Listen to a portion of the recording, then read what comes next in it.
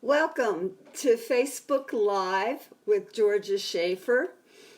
And for those who don't know me, I'm a licensed psychologist and a professional coach. But today we're going to start the first of three series on three common myths that women who are divorced what were the reasons that keep them stuck and unable to move forward. So I myself have gone through experienced a divorce, so I can tell you when your life's turned upside down, it's easy to get paralyzed, feel lonely, and stay stuck and think, hey, I didn't plan for this. So we're going to talk about today, how can you move past this? Whether you're separated or divorced yourself, or you're here to help someone else. Let's get started. The first lie I hear almost all the time, in fact, I heard it in the last couple days, is I feel like a failure because my marriage ended in a divorce. You might be thinking that right now. And here's the deal. Just because you feel like you're a failure doesn't mean you are like a failure. So separate your feelings from who you are, your identity. And one of the strategies that you can overcome this feeling of failure is watch what you say, how you describe your divorce. Do you say, my failed marriage? Well, if you do, switch those words and change them to something like my broken marriage, my shattered marriage. Or one person said, she just says, my marital status has changed. The other thing I hear around this failure is I feel like I have a big D on my chest, especially in a church setting. So again, separate those feelings from divorce is not your identity. Divorce is a transition after marriage to beginning again, to a single again, and your lifestyle from there. But it's not who you are. Divorce is not who you are. It's only an event. The other thing you want to be aware of is you might be thinking, well, Georgia, I did make mistakes along the way. I guess that's why I feel like I'm a failure, because there were things I did that I wish I could change. And I think that's typical for most of us. We look back and wish here and there we would have done things differently. And then in other situations, there really was not anything we could have done. But here's the deal. We're human. We do all make mistakes. And you want to, after separation and divorce, is to learn from your mistakes. What are you going to say next time? I'm going to, and fill in the blank, whatever it is you need to learn. So be gentle with yourself. That is so important. And I love the quote from Sarah Blakely. She's the founder of Spanx, which today is $1 billion dollar business. And she said growing up, her dad encouraged them to fail. He would ask them regularly, each week, what have they failed at? Because he changed that failure mentality to failure is simply not trying. And I heard Sarah recently speak, Sarah Blakely, and she said she used to go out for teams that she wasn't good at, maybe the soccer team or whatever the team was, just so she could say to her father, hey, I tried out to blank team, but I didn't make it. And then he would say something like, well, at least you tried. So she grew up with that, not failure mentality, but always trying, always growing, and not being afraid of that. Because I don't know about you, but just the idea of trying out for something, knowing I wasn't going to make it, that would shatter my confidence. So just think of the confidence she built up And being able to do that, knowing she wasn't going to make it. She wouldn't be making the team. So she didn't let the feelings of others and what they'd think of her hold her back. The other things Sarah said when it comes to this failure mentality is you need to train your brain to redirect your thoughts. So when you're starting to say to yourself, I'm divorced because I'm a failure, I failed at marriage. When you start to say thoughts like this, or I'm a loser, or I'm never going to learn how to rebuild, redirect those thoughts to something more positive. Now, Sarah Blakely was talking about entrepreneurs, but this goes for all of us who are rebuilding. And that is, the more directly you can channel your thoughts to a positive directions, the more directly you're going to be able to move forward, to take steps towards rebuilding. So manage your negative thoughts, redirect them to something more positive. It's not that you'll never have negative thoughts, because they always continuously, like weeds in my garden, pop up. But you want to redirect them and manage them so that they don't paralyze you and shut you down. And then a third way, if you're telling yourself you're a failure because you're divorced, is become a part of a group who will support you, who will encourage you, or find a friend. And it could be a counselor, a coach, maybe join a Bible study. But you want people, at least one person in your life, that when you start beating yourself up, they're going to challenge you to look at yourself in a more healthy way, to point out this isn't going to help you move forward. This is going to keep you stuck, that mentality. And it's really not who you are. So find somebody. Pray that the Lord will direct you, that you can find somebody that'll help you. Then, besides the failure mentality, the other thing that I hear that keeps women stuck, that's a lie, is believing you're not strong enough. You don't have enough courage. Everybody else seems to be stronger and they have what it takes, but you don't have that courage and you're never going to muster it up. Well, that's simply not true, because most of us at one point in the divorce and separation process have felt we don't have the strength. We don't have the courage. This is too hard, and I don't know how I'm going to move through it. But here's what I've learned. Courage is contagious. You can actually catch courage from other people. And I'll give you an example from my life.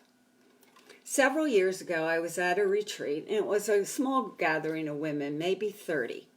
And two of the women on this spiritual retreat, their lives were being threatened. And these were valid threats. In one case, the FBI was called in. In the other case, if she even left the country, her life was in danger because of the work they were doing for Jesus. But what fascinated me during that week as I watched these two women interact and just carry on with their daily lives is they had next to no anxiety. They weren't anxious. They weren't worried if somebody was going to show up. They were focused on the task and what they felt Jesus called them to do. And then what I realized when I got home, I wanted to tell everybody their story. I wanted to tell everybody about these two women whose lives were threatened, but they had all this courage and were just moving forward for the Lord and living for His glory.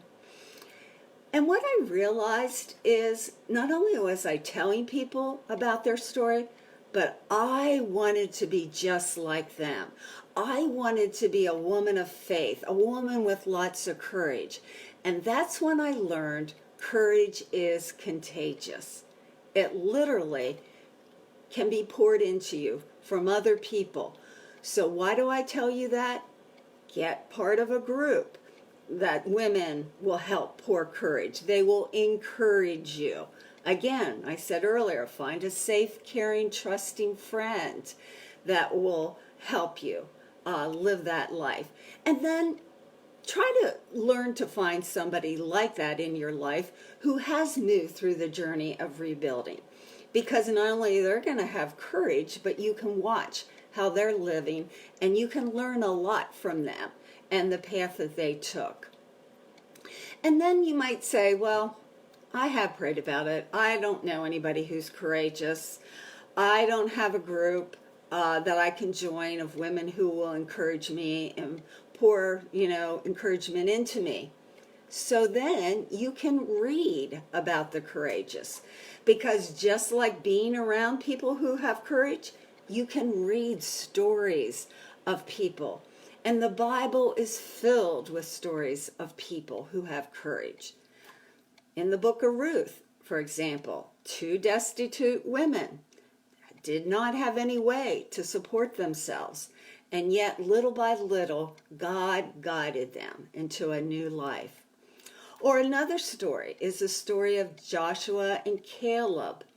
They were 2 of the 12 spies when the Israelites were traveling in the desert and they got to the promised land.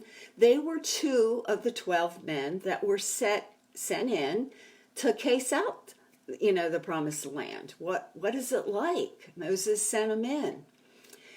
And all 10 of the group, except Joshua and Caleb, came back and said, no way can we do this.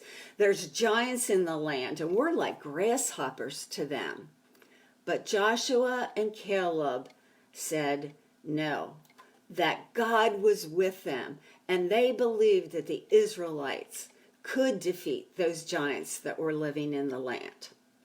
Well, if you read that story, you know that the voices and the fears of those 10 men took over.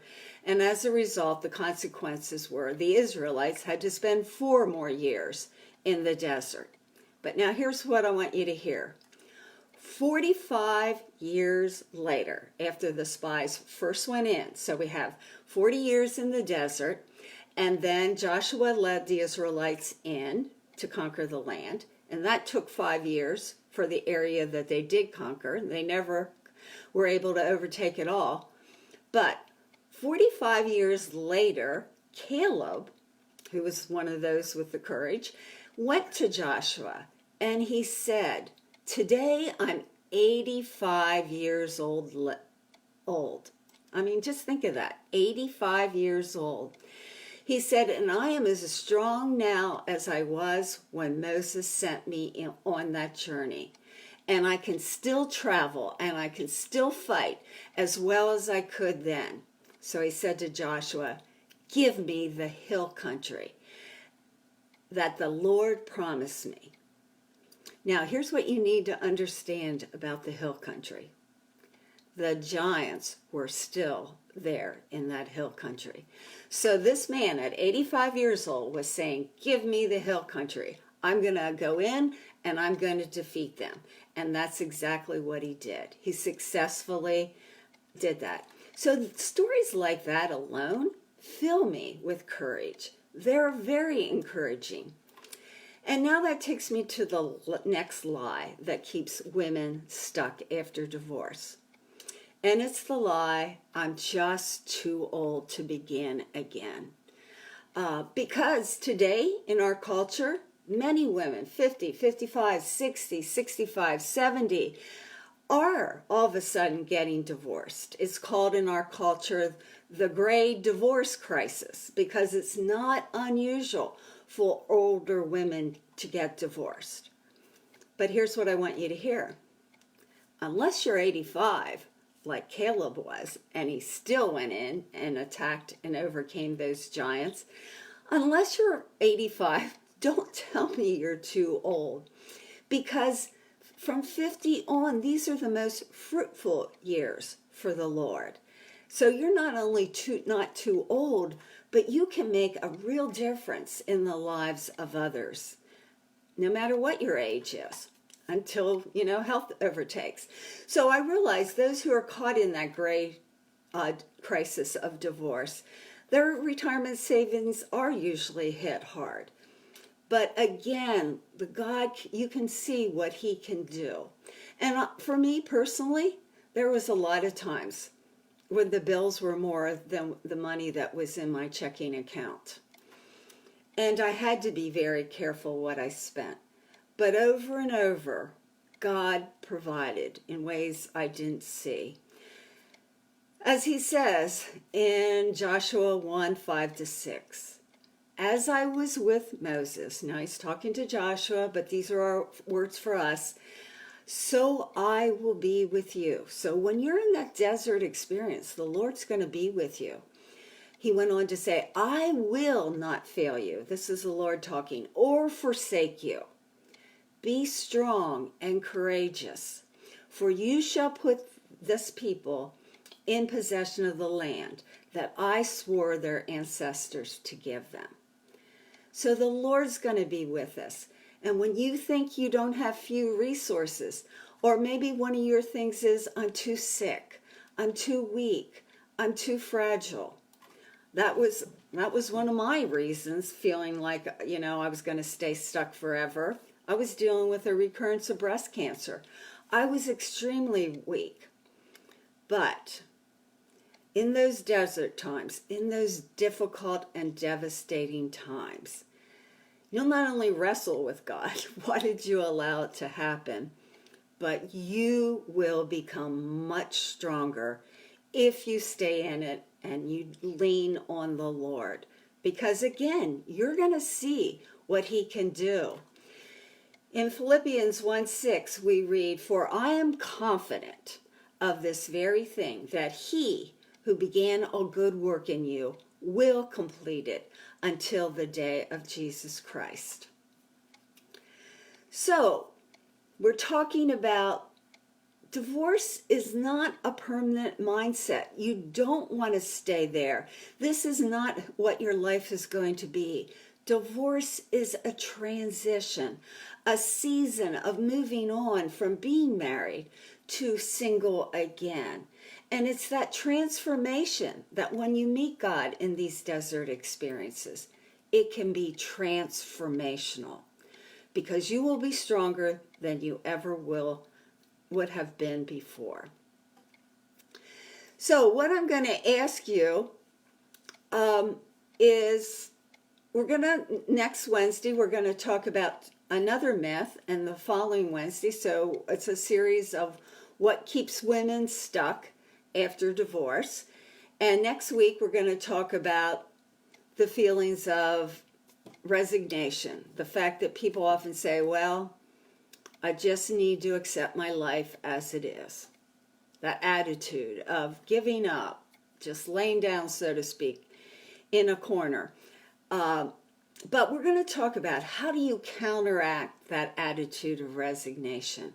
How do you overcome? Maybe you learned to be helpless in whatever the experiences you were, because there were certain things you can't change.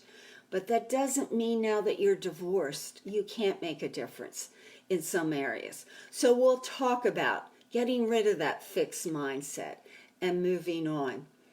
We also, starting March 3rd, I have a group. If you don't have a group of women to encourage you, to walk with you through this period after divorce, this time of transition, go to georgiaschaefer.com/rebuild, and you can find the details about the next group. And we would love to have you join us. So right now, I'm going to stop, and those who are with us, I would love, do you have any questions that you would like to ask before I close our Facebook Live? Or you can email me to ask things. I'll tell you another thing I hear as far as thinking they're going to stay stuck forever. I often hear women say, I have a friend, and she's just afraid, Georgia. She doesn't believe she can get that courage, that's not contagious, that it can be poured in. She's just stuck in fear and anxiety and unable to move forward. And that's real. That's real for many women. And here's what I want you to hear. Don't wait for the fear to go away. Because I can tell you from personal experience, it does not. It gets to the point that you gotta just decide you're gonna take one little step. That old saying, inch by inch, it's a cinch. But when you're moving an inch at a time, it seems like you're going nowhere. So if you're frozen and paralyzed with fear and anxiety, don't wait for the fear to disappear before you start taking action and rebuilding and beginning anew. One of the questions is, does ReBuild give members more tools to reframe all these negative beliefs? Yes. What we do is we give you a map for rebuilding, and it's 5 stages, and we take you through the 5 stages of rebuilding, which starts, you need to give yourself time to grieve all the things that you've lost, and we'll give you pointers of understanding how to move that.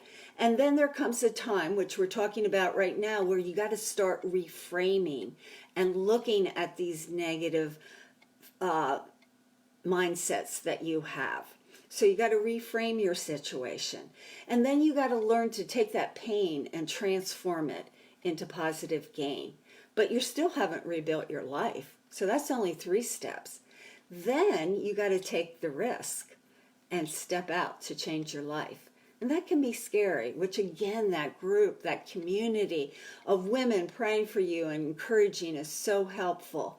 And then what I think gives meaning to these difficult times is the final step, and that's share your experiences, your heart, what you've learned, your compassion with others. So share what you've learned with others. So at each of these 5 stages of rebuilding, we will map it out for you and give you an idea of how you can move through that little by little.